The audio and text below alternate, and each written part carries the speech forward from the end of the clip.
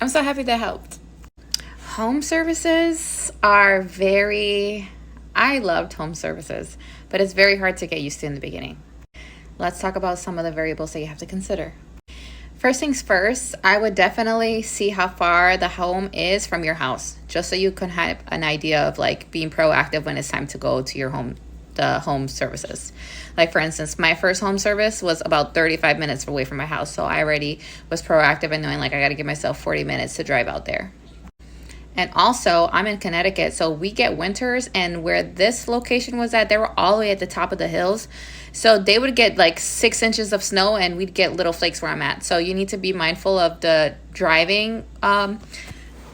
Driving.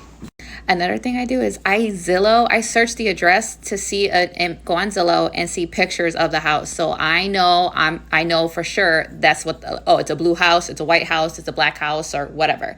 I have a visual SD of what the house is.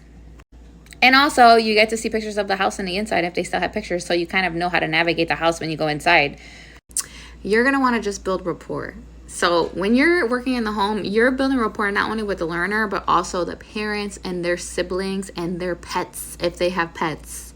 Yes, that's a big one that no one likes to talk about.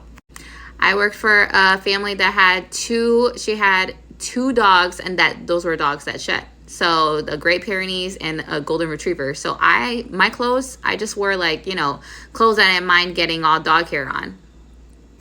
You're going to want to pack a lunch or little snacks. Depending on how long your services were, I'm used to working like 6 hours with a learner in the home. So yeah.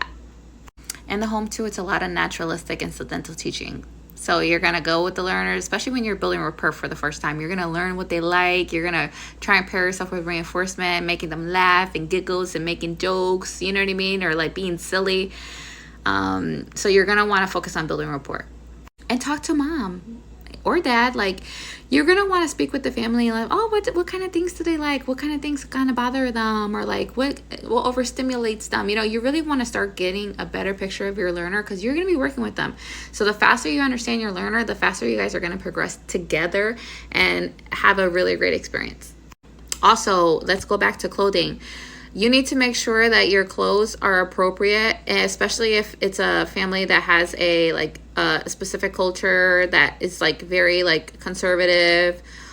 Be mindful of that. So like if you're sitting on sitting down crisscross applesauce, and if you lean over and you can see your midriff or any part of your skin, you need to wear longer shirts or higher pants.